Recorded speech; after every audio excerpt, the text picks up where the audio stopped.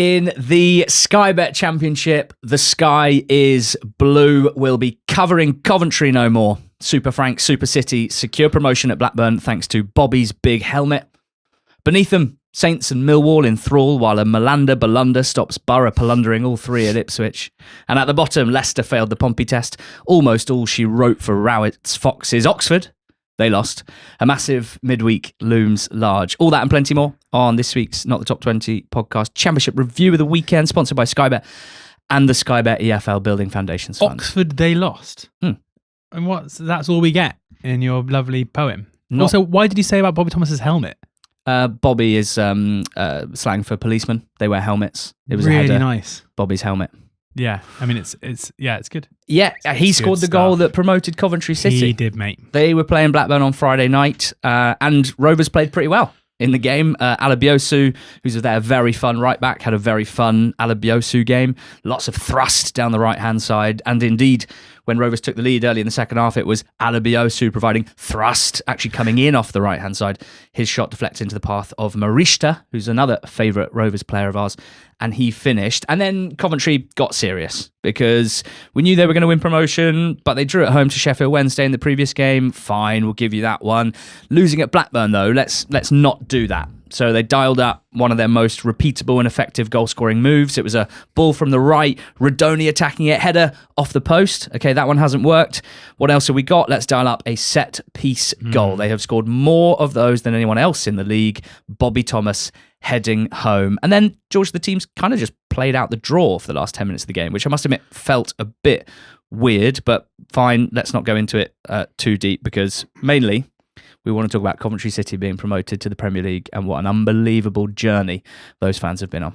Yeah, and there's going to be a special episode on the pod feed and on our YouTube channel shortly, as we have done for the already two promoted sides in Lincoln and in Cardiff City. So if you're a Coventry fan listening to this or watching this and you want to have a nice kind of 20-minute deep dive into the success of this season, make sure you check that out. But yeah, in terms of this game, it's kind of a great way to do it. Like, I know that Coventry weren't at their best. I know it's 3 games without a win, but what was it, 7,500 away fans making the trip to Blackburn, scoring a set-piece goal late in the game in front of those fans who then, ridiculous limbs and have 10 minutes of jubilation.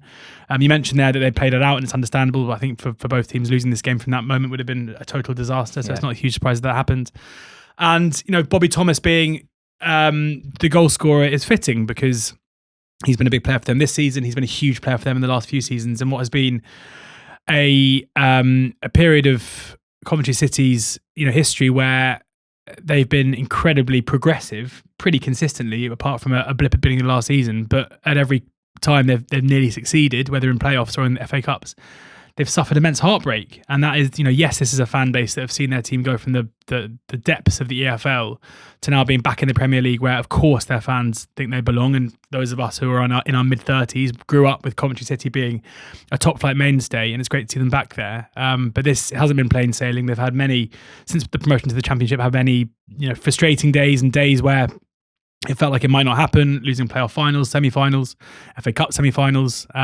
So delighted for their fans and delighted for everyone involved because, as we'll discuss in the longer special episode, the decision to sack Mark Robins and appoint Frank Lampard is probably one of the most controversial decisions made in the Championship in a long time. I think it can only really be compared to possibly Plymouth Argyle's deciding to hire Wayne Rooney, which everyone laughed at and scoffed at, and it turned out to be a bad appointment. Everyone scoffed at the decision to sack Mark Robins, and look where they are now. So vindication for Doug King, the owner at Coventry City, and his staff.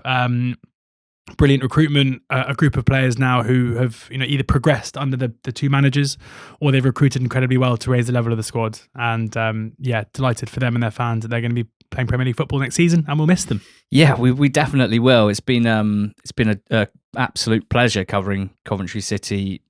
In our first season, they were relegated from League One to League Two, so we really have kind of felt a lot of the journey with them, and it's a victory for resilience. And as you mentioned, from a team point of view, like losing the playoff final to Luton on penalties, losing an FA Cup semi-final to Manchester United on penalties, losing the playoff semi-finals in desperate circumstances last season against Sunderland.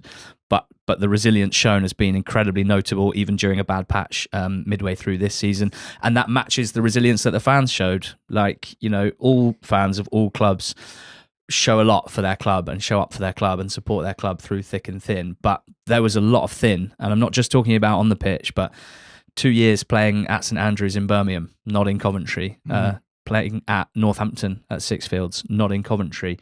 That was pretty desperate, and I dare say there might have been some Coventry fans that, kind of fell off the wagon at that point, but those who maintained and sustained it, like, what a moment Friday night must have been. Very, very emotional. And we should all celebrate a non-parachute payment club getting promoted to the Premier League, and likely are champions as well.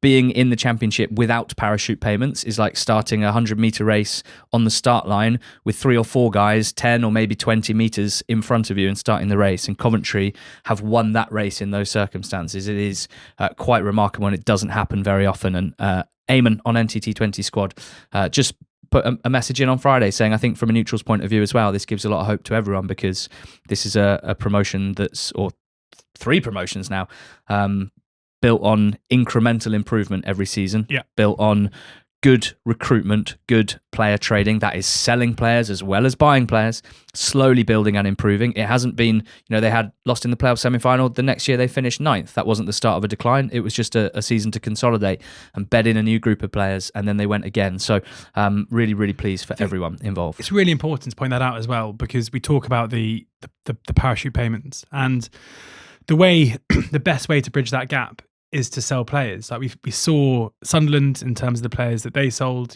Jack Clark being one who thought he was getting a move, to going up, but then you look at the way that Sunderland have kind of bypassed him. You look at Coventry, who've sold Gyökeres and Harmer. Like, as fans, obviously you don't want to see your club selling players, and we get that, but I think at Championship level, if you don't have the huge payments that recently relegated sides have from the Premier League, you have to find a way to find the money to invest in the playing squad. And often, if your recruitment is good enough and you manage to sign players who are of that value, you basically have to cash in and reinvest. And it's no coincidence that the teams that have done that are the ones who've actually been able to win promotion. Correct. Yeah, more detail on our special Coventry promotion episode. It'll be out over the next 24, 48 hours on YouTube and on the podcast feed, as well as one for Cardiff City, which is already out on YouTube, and for Bromley as well. Now, the battle for second had a big one on Sunday, midday, Portman Road, Ipswich 2, Middlesbrough 2. Always watch Middlesbrough games. They are always worth watching. I've said it before, and I will continue to say it. And the good news is we're almost certainly going to get 2 bonus Middlesbrough games in May in the playoffs. It could have been looking way rosier. They were 2-1 up with just minutes to go. They weren't dominant in the game, as they have been in their recent blip. So, of course, they scored first in the game after riding their luck, Ipswich, with the first few chances of the game. I think it was one of those nice tactical battles where each team's setup suited the other to a certain extent. Borough enjoying a bit more space to play into, and maybe even enjoying not having the ball for parts of the game for the first time in ages. And Ipswich, you could probably say similar. The Ipswich equaliser from McAteer is sneakily one of my favourite goals of the season, because the movement from McAteer to roll in off the flank as the ball gets played from the right back furlong into the feet of the striker.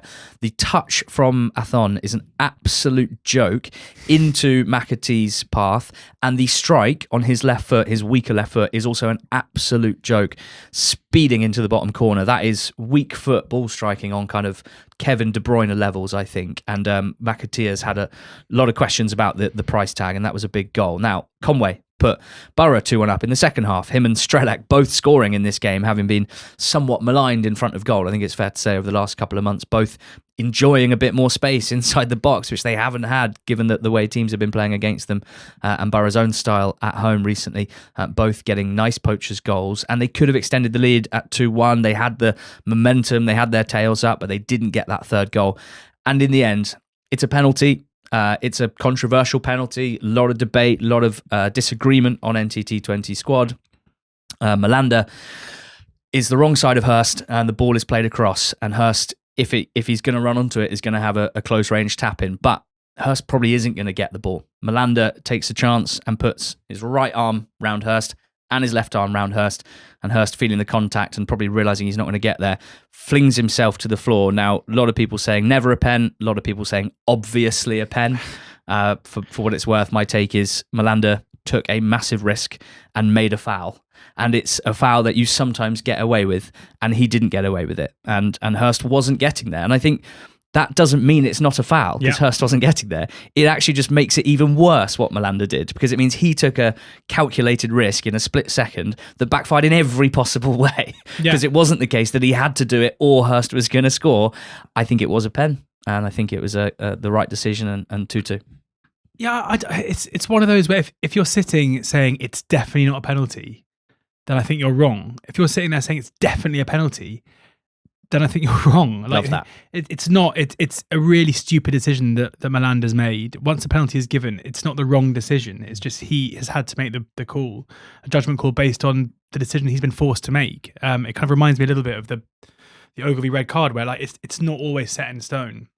It isn't the case where it's a referee is always going to have a view on things dependent on where they believe the line to be, and that isn't what I talked about last week in terms of like moving the line based on their own judgment. This is a case of like it's a grey area. But once Malanda wraps his arms around Hurst, he's clearly making there's no attempt to play the ball. He is directly contacting the striker with no attempt to play the ball. He's impacting his ability to move. And even if he's not going to get there, that's irrelevant. Like, he's still making that action. So yeah, I can see why Borough fans will feel aggrieved by the decision. But again, my grievance, if I was them, would be with their player, not with the referee. It was a huge goal in the context of the season. Had Borough won this game, they'd have been on 75 points with Ipswich and with Southampton. As it is, they obviously dropped 2 back, and Ipswich gained 1, so now 3 points behind Ipswich with Saints above them as well. Saints obviously play Ipswich not tomorrow, but the next Tuesday. So Borough most likely now heading into the playoffs. Having said that, there is no particular reason why Borough, if they find their shooting boots, could not beat Sheffield Wednesday at home this midweek, could not beat Watford at home on Saturday, and at least put themselves in a pretty interesting scenario on 79 points if they do win those 2 games, going to Wrexham on final day. So it's definitely not all she wrote for Middlesbrough, but wow, imagine if they had won that game. A big moment for Ipswich there. George, Millwall and Southampton, they're the other 2 in this top 2 or second place battle, and they both did the business. Millwall cosy at home to QPR, and Southampton leaving it late to extend their incredible winning streak. Yeah, I mentioned on the betting show about Millwall's recent trend of not really turning up in first halves, and this was anything but. Like, they came out the blocks fast. Derek Mazusako with a really nice finish from the edge of the area to make it 1-0 after 3 minutes. Had a couple of chances in between the opening goal and Negley, who often shows this little kind of moment of quality. And we saw it again here with a really nice kind of dummy shot before firing it into the bottom left-hand corner, or kind of the left corner of the goal across the keeper from the right-hand channel. And that put Millwall 2-0 up. And after that, they saw out the game really, really comfortably. Given what must have been a situation where they'd have felt pretty nervous going into the game, knowing that Ipswich and Borough are playing at a later date, and obviously for them, knowing that at least one of those teams were going to drop points, and as it transpired, 2 of them did, that this was an opportunity to put themselves in second place before that game took place. Given that we've seen previously, when Millwall have had a chance to really kind of hammer home their credentials, they haven't done that. There was the game after, so the game against Blackburn, having won 4 in a row, and they were kind of right on the cusp of kind of really announcing themselves as being in the driving seat for that second spot, and they lost it. There was the game after they beat Middlesbrough 2-1, where they went away, so they hosted Norwich and they lost that game 2-1. A couple of times when that's been like the opportunity there to really kind of grab the initiative, they've been found wanting, but it wasn't the case here. A really, really good display. And they are the team that kind of keep being written off. And I think a lot of people are now expecting the Ipswich Southampton game in a week or so's time to be a shootout for who's going to finish second. But Millwall aren't going away. And when you look at their fixture lists coming up, next up it's Stoke away, who have very little to play for. They then travel to Leicester, who could well be down by then next Friday night, and then they host Oxford on final day, who could well be relegated as well. Let's hope they're not. Don't rule out Millwall in this promotion race. And Saints, I mean, they beat Swansea. Cameron Archer scored a glorious late winner. It's kind of, it seems stupid what I'm about to say, but in my head right now, it's hard not to see them winning all their games. They obviously only just won this one. But of course, that FA Cup semi-final at Man City, only 72 hours before the Ipswich game, is not ideal, from purely from a league point of view, but will obviously be an incredible day for them. Yeah, it's interesting because I've spoken to a few Saints fans about this in the last week or so, and none of them seem overly concerned about the kind of the amount of games they're playing. I think because they just keep turning up and keep winning. And also, and it is worth pointing out, because I definitely think like Saturday's game against Man City at Wembley in the FA Cup semi-final, no matter what happens, is going to be a big deal, right? They're either going to win and go through and they'll be in an FA Cup final, which would be extraordinary, or they're going to go out in disappointing circumstances where it's quite close and that can take a lot out of them, or they're going to get absolutely thrashed. And any of those eventualities is going to cause possible issues, not definite issues, possible issues going forward. And certainly from a fatigue perspective, with the game against Ipswich on Tuesday after their late kickoff, 5:15 kickoff on Saturday, isn't ideal. However, it is worth remembering and pointing out that they played on a Saturday against Arsenal and they beat them, and then they turned up at Wrexham 3 days later and won 5-1. And in that game, they were able to rotate because they've got an incredibly deep squad and they've got a lot of players who are in form. So therefore, taking Stewart out and playing Larin, or taking Cienza out, they've got a lot of players who are in form and can come in and I'm not sure I've ever seen a team have more than 11 in-form players at any one time. It's remarkable. And the fact that they, despite the amount of games they're playing and the amount of minutes in these guys' legs, were able to score a 90th minute winner at Swansea, shows that they're not slowing down, and they were good in the second half there. So, they're obviously a very good team. My caveat would always be teams don't just win every game normally. But normally when a team gets promoted or achieves something, it's when they're good. They dominate teams, which Saints certainly do, but sometimes when it's tight, they find a way to win. And people often say it's a sign of a good team that they find a way to win. I think it's a sign of a successful team, because I wouldn't say that it's kind of in one's DNA, but normally you have to find a way when it's really tight and you get to the end of games and it's 1-1. The teams that normally end up achieving their goals are the ones that can find a way. So, amazing for them. They host Bristol City on Tuesday night, which is a game that you probably expect them to win after Bristol City's performance last on Saturdays we'll get to, with little to play for there. So it does feel like that Tuesday night game against Ipswich next week is going to be huge. Yeah, I mean, Ipswich go to Charlton on Wednesday night. Millwall have a game away at Stoke. Borough have Sheffield Wednesday on Wednesday, as discussed, and that Saints game you mentioned. So it's Ipswich on 76 with a game in hand. Millwall on 76, Southampton 75, Middlesbrough 73. Excellent stuff. What of the playoff picture? Well, good for the neutral. It tightened again. Hull drawing 1-1 at home to Birmingham. Gelhardt putting them ahead with a shot that went in off Neumann's arse. But Hull, despite playing all right here, now winless in 4 with 3 draws. Birmingham levelling a real screamer from Iwata from 20 yards out. Those 3 draws and a defeat in their last 4 have not helped cement a playoff spot. Some decent performances in there when it comes to Hull, and obviously performances versus results was a big feature of Hull discussion for large parts of the season. I think now they've actually tightened up a bit defensively in some games, not all. They played fairly well here. They didn't give much away. They played pretty well against Coventry in the 0-0 draw. Within that, they've also been some pretty poor performances, like the one against Oxford and against Sheffield United. So I don't know what will happen with Hull at this point. They have a lot of good attacking players now fit and available, and it's almost like having all the players available has made it harder for Jakirovic to work out.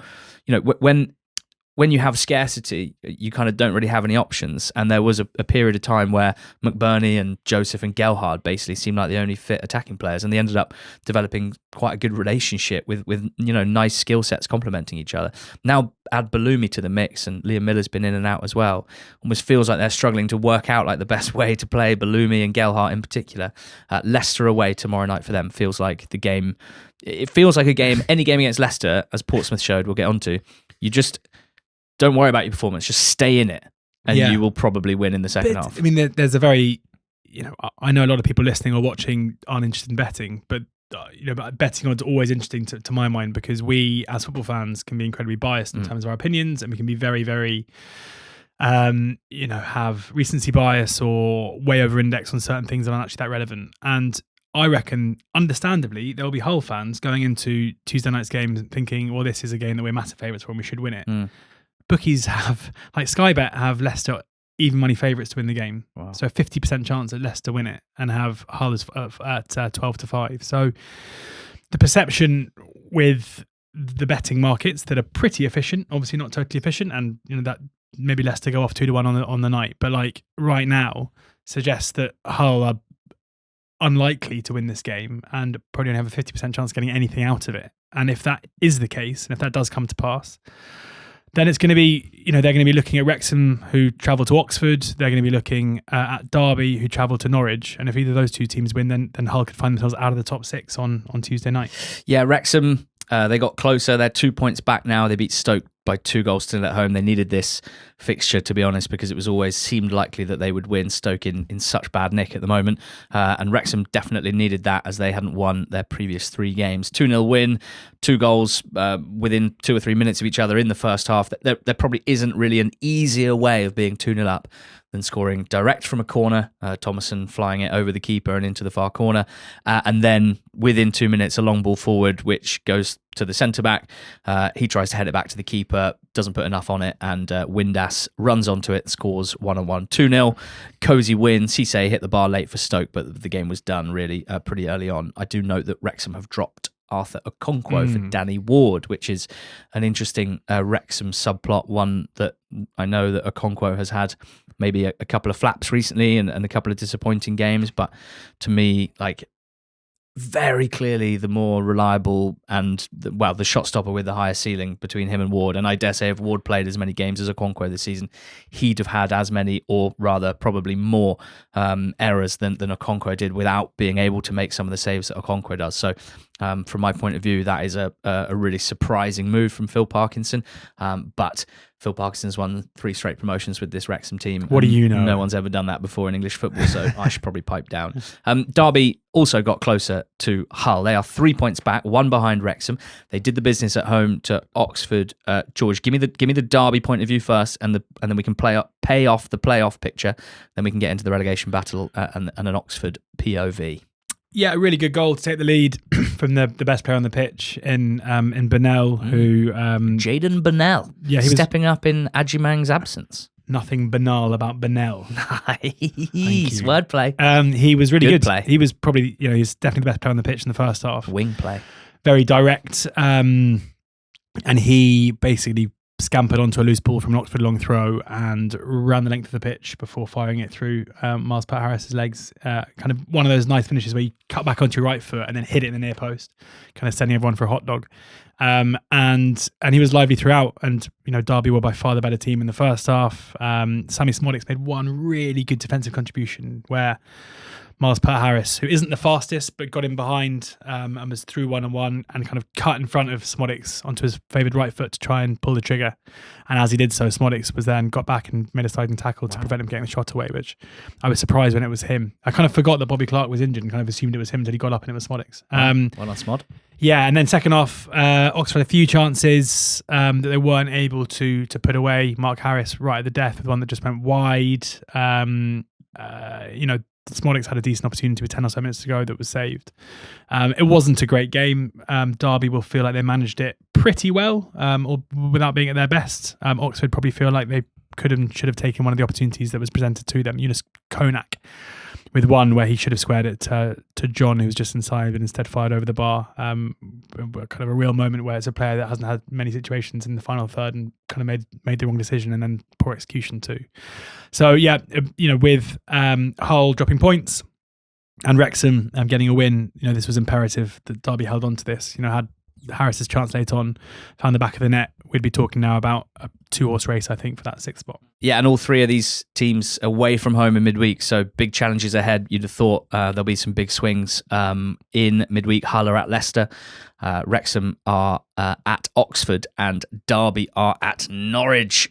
Interesting stuff. Down the bottom, where Oxford's defeat was compounded by wins for West Brom and Portsmouth. Portsmouth in the big one at home to Leicester. We knew if Pompey did the business and made it 3 wins in a row, then Leicester would not be able to catch them. Portsmouth did so by a 1-0. Their third win to nil in a row. Still not safe. But boy, have they done a lot in the last couple of games. Really poor first half, not helped with 2 Portsmouth injuries early on. 3 if you count. Shaughnessy went down with a head injury and stayed on, but 2 players had to come off injured. Lady in the front row of the crowd got hit in the face with a ball as well. Some claret there, so there was a lot of stoppages. There was a Leicester penalty appeal turned down, should have been a pen in my opinion. And then the second half, Pompey came on stronger, and no surprise that the game really went like that, with Leicester fading so easily in games and folding really. Didn't look like they fancied Portsmouth set pieces. I don't really blame them. Shaughnessy's a big threat and deserves a lot of attention. Same with Bishop. When those two play, Pompey's kind of set piece ceiling goes up a lot. In the end, it missed them all and went in off Boat, his sort of hand/thigh. Again, probably did hit his hand, might not have been given if it had been seen, wouldn't have been an easy one to see anyway in amongst the trees, but 2 big moments in the game and they both go against Leicester. So they are the club at the moment that, like, it feels like no one has much sympathy for the team or for the club, and I think that's fair, but I do feel it for the fans, and I do think it is at least worth pointing out that, you know, they were on the wrong side of 2 key decisions in this game that could have changed the outcome. Even so, they would still be in the Championship relegation zone now, even without the 6-point deduction, which is the first time that has been the case. So that, as a sort of excuse, if you like, I mean, certainly a mitigating factor, but as an excuse, doesn't really fly anymore. And Pompey, yeah, not at their best, but imagine the energy expended against Borough, and then Ipswich was pretty high. 3 straight wins for them, and I reckon 1 more point from their 3 remaining games should be enough to send them for a nice day out with ice cream on Southsea Beach. Southsea Beach? Yeah. UK-based beach. Not for me, that. Okay. Take me abroad. Will do. Please. But Ali, we used to ban each other from taking holidays during the football season because it was too difficult to keep up to date with the leagues. But that's all changed with NordVPN. 100% yes. Watching sports while you're abroad, no longer an issue. That's because of NordVPN. You don't need to miss a single kick of football, live stuff, highlights, all of it, and not just football, of course. With NordVPN, you can switch your location from anywhere in the world in order to access the content you pay for and enjoy at home. You can use it to book flights, avoiding price discrimination. It's really easy to use, one of the fastest VPNs out there. Great for cybersecurity as well. NordVPN shields your online activities from hackers and makes public Wi-Fi safer to use. So just a great and important addition to modern life. Fantastic. And we've got an exclusive discount for NTT20 listeners, a discounted price and 4 extra months for free by heading to nordvpn.com/NTT20. That's nordvpn.com/NTT20. Wow, George. Wow. James Morrison has really given West Brom something. 2-0 winners at Preston.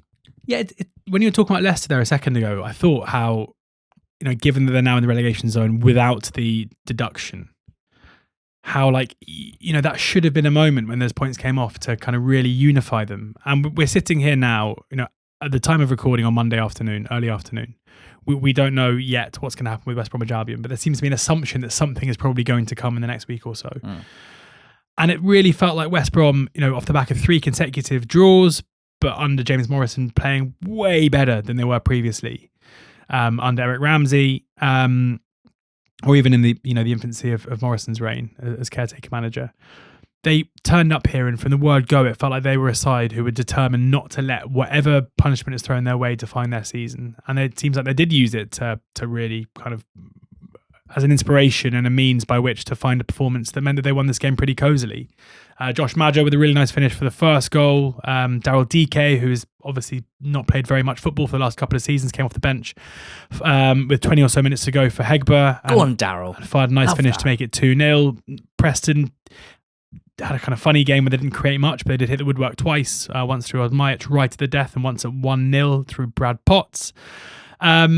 But Baggies were good, and they saw out the game pretty well. And it was a kind of a performance full of energy. And I think West Brom fans are loving what they're seeing from this team under a caretaker manager who's having a brilliant audition to get the job full time. And what a story that would be, given his affinity with the club as a player. So, it's a big game for West Brom in terms of ensuring there is daylight between them and the bottom 3, because we will all wait and see. Like, you have to assume that if a punishment is coming, it's going to be coming in imminently, because I think everyone wants to avoid a situation where a team is mathematically relegated and then reprieved at some point. So let's see. Leicester City, then Coventry City, now Charlton Athletic. A sequence of 3 clubs that have failed to beat Sheffield Wednesday in the last couple of weeks. Wednesday now on to -3 points with 3 games to go. And this 1-1 draw at home to Charlton, George, how did it play out? What does it mean for Charlton? Well, it means they were close to securing their championship status for next season, and they haven't done it. And given the fixtures that Charlton have between now and the end of the season, their fans are getting very, very nervous. And Charlton's situation will become clearer on Tuesday night when they see what Oxford do. If Oxford lose that game, then obviously Charlton's position is going to be much more secure. Similar with Leicester, who if Leicester win all 3 of their games, they could catch Charlton if Charlton lose all of theirs too. But yeah, given that Charlton have still got to play Ipswich, Hull and Swansea, I think a few of their fans are pretty concerned about the performance level. And to be 1-0 up in this game as they were and not win it will feel like a huge opportunity that was missed, especially because they had chances. 0-0, they were the better team in the first half. Godden hit the woodwork just before half-time. It was then Godden who scored the goal with a really nice finish. It does feel like if he was fit, he'd have been a massive player for Charlton this season. Sonny Carey then motored forward as he does, and a really sweet shot that cannon back off the post. Again, if that goes in, it's 2-0 and it's probably job done, season done. But instead, from a set piece that fell to Otegbeyo, and he finished it off to make it 1-1. And he came close, actually, to winning the game 2-1 for Wednesday, which would have sent the home fans delirious, just kind of shanking wide from the far post from another set piece. So, for Charlton, this wasn't great for what was basically a must-win game. They didn't win it. They're the latest team to be frustrated by a very competent goalkeeping performance from Piers Charles, who made a couple of good saves. They're now kind of looking over their shoulders, hoping that they're done a favour on Tuesday and that they don't go into Ipswich, having seen results go against them. George, when you close your eyes, you see the relegation picture. So much are you studying this? How does it look as we sit here today? Not great for if you're an Oxford fan or a Leicester fan. There's no getting away from that. Although I do think it looks a bit better if you kind of drill into it than the 5-point gap that currently sits between Blackburn and Oxford and West Brom, to be fair too. Start with Leicester, because if Leicester lose to Hull on Tuesday night, then they will be down pending any punishment for West Bromwich Albion. So they will be down then. But it may not be the time to, kind of really relegate them, if that makes sense, because we have to wait and see what the judgment is in terms of the West Bromwich Albion hearing. For Oxford, it feels like Wrexham on Tuesday night is must win. Should they lose that, then it's going to be very hard for them to stay up, because 6 points from the last 2 games, one of which against Millwall away, would take them to 50. So they'd either be needing Charlton to lose all of their games or West Brom and Blackburn to pick up just 1 point from their remaining games. It feels unlikely. However, what I would say, if you're an Oxford fan listening to this, and I tweeted this and I had loads of people replying being like, oh, that's a bit optimistic. This isn't my opinion. This isn't what I think. This isn't what I think is going to happen. This is just facts. Oxford play Wrexham on Tuesday night. If Oxford beat Wrexham, and they are currently with the bookies approximately kind of 17-10 to do so, then they will go up to 47 points. Blackburn go to Sheffield United. Tough place to go, I'd say. Sheffield United or draw is 2-9 with the bookmakers. 2-9, right? So that would mean that Blackburn either lose that game or they draw it. Oxford then host Sheffield Wednesday on Saturday. Blackburn don't play because they had the game rearranged for Southampton's FA Cup game on Saturday. Oxford are 2-5 to win that game. Mm-hmm. So if Oxford win both their home games, Wrexham and Sheffield Wednesday, not out of the question, and Blackburn fail to beat Sheffield United on Wednesday night, then Oxford will go into final day out of the relegation zone, and Blackburn will be in the relegation zone on final day. So, I know there are some cartwheels there. I'm not saying I think that's what's going to happen, but it's not the most outlandish thing to happen. With the bookies, it would be approximately just over 3-1 to happen. So, it's not done yet, even if the table suggests it's done. I'm going on Tuesday night. Every chance I'll be, in the car on the way home, crying, bemoaning a relegation back to League One. But let's hope not. Yeah, and then in mid-table, we had Bristol City and Norwich go head-to-head. They were both on 58 points beforehand, but this going the way of recent trajectories, shall we say. 4-2 to Norwich, with Bristol City scoring in the 2nd and 93rd minute, and Norwich scoring 4 goals in between that, all in the second half, and 3 of them scored by Aussie striker Mo Toure. My mate Mo, from our interview a couple of weeks ago when he won the Young Player of the Month in the EFL for February, and what a delight he was to talk to. Been out injured basically since then for a few weeks, came back, hat-trick here. He has scored just a very relaxed 7 goals and got 3 assists in 370 minutes of football. That is 2.49 goal contributions per 90, which is pretty ridiculous. And look, it's a small sample size. It's a hell of a hot streak in front of goal, but also he has shown some very exciting qualities, I think it's fair to say, in terms of movement, in terms of one-touch finishing, getting into different types of good goal scoring situations. The speed he showed to speed in behind and get on the end of a cutback or a ball across for his second goal, really impressive. The third one, just a complete fluke. Magoma's shot hitting him on the hand and flying in, and that's how he gets his hat-trick. So it's great to see, really exciting January signing when you consider that Norwich lost Josh Sargent for whatever it was, $20 million. In his absence, Makama stepped up and suddenly looked like one of the most exciting under-23 strikers in the Championship, if not the most exciting, and now Mo Toure joins and already has 2 hat-tricks in a Norwich shirt so far. It's what a couple of months for them, you have to say. And Watford lost at home to Sheffield United by 2-0. 2 remarkable instinctive finishes from Patrick Bamford. Better when he doesn't have to think, one of those strikers. They really were excellent takes, certainly the second one. He actually leads the league for non-penalty goals per 90, Pat Bamford, with 0.64, obviously having joined in January.